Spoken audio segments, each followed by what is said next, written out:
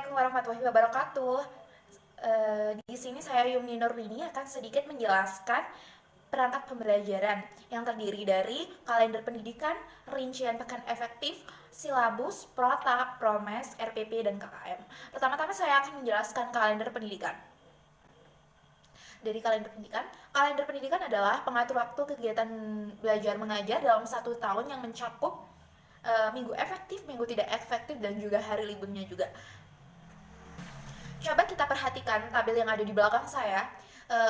Di situ ada contoh kalender pendidikan yang warna-warni. Ada juga bulannya, ada juga tanggalnya, dan juga ada keterangannya. Kenapa sih saya beri warna-warni dan kenapa ada istilah-istilah yang harus teman-teman ketahui? Seperti istilah LU, liburan umum, kemudian LS1, liburan semester, LS2 juga liburan semester 2, kemudian EF, hari efektif, KTS, kegiatan tengah semester, dan di situ juga ada untuk selanjutnya bisa teman-teman baca sendiri. Di situ sudah saya kasih keterangan. Dan kenapa setiap agenda itu saya beri warna-warni, karena untuk mempermudah kita untuk membaca.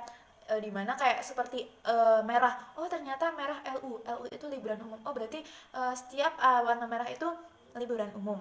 Dan juga seperti LS1 itu warna ungu. Kenapa kok warna ungu? Oh ternyata LS1 itu liburan semester 1 atau semester 2 itu. Untuk selanjutnya saya akan menjelaskan RPE, rencana pekan efektif. Apa sih rencana pekan efektif itu? Rencana pekan efektif adalah perhitungan hari efektif dan tidak efektif itu. Perhitungan hari efektif dan tidak efektif dilihat dari kalender pendidikan. Coba kita lihat tabel yang ada di belakang. Di situ ada tertera minggu, jumlah minggunya, kemudian minggu tidak efektif, kemudian minggu efektif, dan bulan. Dan juga jangan lupa disertai dengan mata pelajaran apa, kelas berapa, dan semester berapa. Untuk saya yang ada di belakang video ini, mata pelajaran pendidikan agama Islam, kelas 11 PAI, semester genap. Dimana kita bagaimana sih cara menata atau meletakkan minggu efektif, tidak efektif, dan berapa jumlahnya. Kita beri contoh, kita kembali lagi ke kalender pendidikan. Coba kita hitung di kalender pendidikan di bulan Maret. Di bulan Maret itu ada 1, 2, 3, 4, dan 5 minggu. Dalam 1 minggu itu ada 5 minggu. Dalam 1 bulan itu ada 5 minggu. Dimana di situ di bulan Maret yang efektif coba kita hitung bersama 1, 2, 3, dan 4. Ternyata di minggu ketiga itu ada yang tidak efektif karena ada KTS. Jadi kita memasukkan kepada RPE di minggu tidak efektif. Kembali lagi ke RPE. Yang efektif ada 4 dan yang tidak efektif ada 1. Begitupun seterusnya. Kemudian dalam 1 semester kita total semua berapa minggu efektifnya. Di sini punya saya ada 31. Maaf. Maksudnya dalam 1 semester itu kita hitung semua ada berapa minggu. Ternyata di sini punya saya ada 31. Kemudian minggu tidak efektifnya ada 10.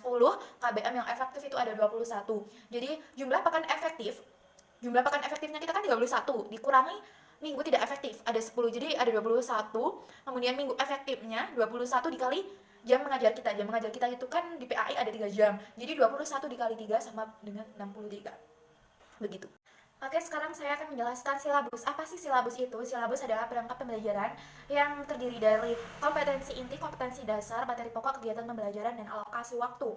Dimana kompetensi inti ini kita bisa dapatkan di Permendikbud nomor 35 tahun 2018, dan kompetensi dasar juga kita dapatkan dari situ. Kemudian yang kita cantumkan di dalam kompetensi dasar, kita mau mengerjakan kelas berapa itu kita cari di Permendikbud. Kemudian kita juga membedah materi pokok yang contoh seperti menganalisis perilaku hormat dan patuh kepada orang tua itu kita bedah. Kemudian kegiatan pembelajaran juga kita bedah juga, bagaimana biar kita itu mempermudah kita saat belajar mengajar begitu. Dan juga dikasih alokasi waktu berapa satu bab itu berapa kali pertemuan. Nah di sini di bab 6 PAI kelas 11 itu ada 3 pertemuan begitu. Di sini Yumni akan menjelaskan selanjutnya program tahunan, yaitu prota, bisa disebut dengan prota. Di prota ini kita di prota ini isinya ada semester 1 dan semester 2, harus dicantumkan semua. Di semester 1 di prota yang ada di bagian belakang ini, jumlah minggu efektifnya ada 22 dan jumlah minggu tidak efektifnya itu ada jumlah minggu efektifnya 22 dan jumlah jam mengajarnya itu ada 66. Dan di semester 2 jumlah minggu efektifnya itu ada 21 dan jumlah jam mengajarnya ada 63 jam. Kita akan menjelaskan apa sih materi pokok kompetensi dasar, alokasi waktu, jumlah pertemuan. Kompetensi dasar itu kita ambil lagi di silabus juga bisa. Itu bab-bab yang harus kita cantumkan di kompetensi dasar. Contohnya seperti menganalisis perilaku, hormat dan patuh kepada orang tua dan guru. Alokasi waktunya 20 jam dan jumlah pertemuannya ada 4 kali.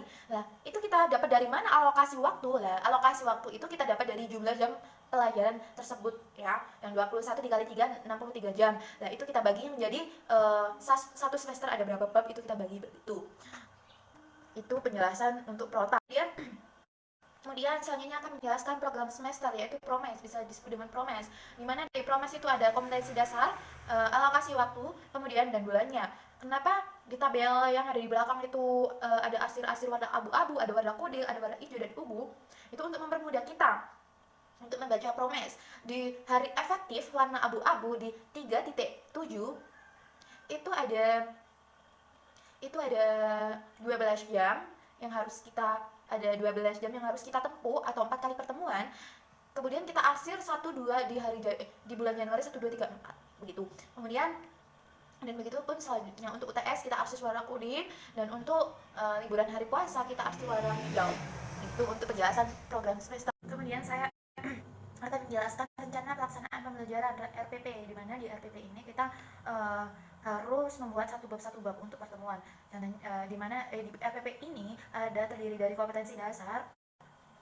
Di sini kan saya mengevaluasi tata cara perawatan jenazah, kemudian tujuan pembelajaran, kemudian materi pembelajaran. Di materi pembelajaran misalnya ada 3 pertemuan dalam satu bab, dalam satu KD. Itu juga kita harus dipilah-pilah. Misalnya di pertemuan pertama 3 jam pelajaran itu siswa dan siswi itu harus memahami materi. Kemudian di pertemuan kedua itu juga misalnya siswa-siswi itu sudah memahami materi, dan di pertemuan yang terakhir itu siswa-siswi sudah memulai praktek cara perawatan jenazah begitu. Kemudian juga ada kegiatan pembelajaran.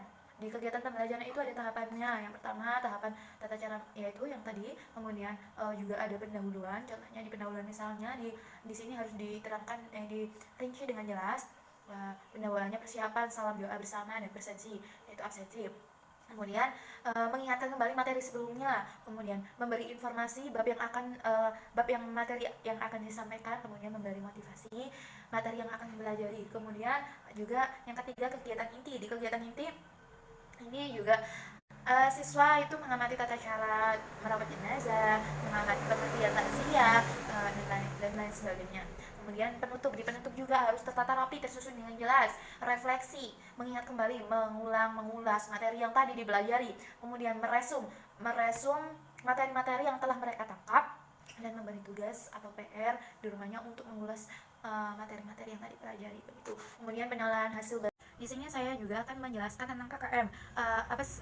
Bagaimana sih caranya membuat KKM itu? Yang pertama kita lihat dulu berapa kompetensi dasar dalam satu semester. Yang ada di tabel ini ada 6 kompetensi dasar, mulai dari 1.6 sampai 1.11 begitu.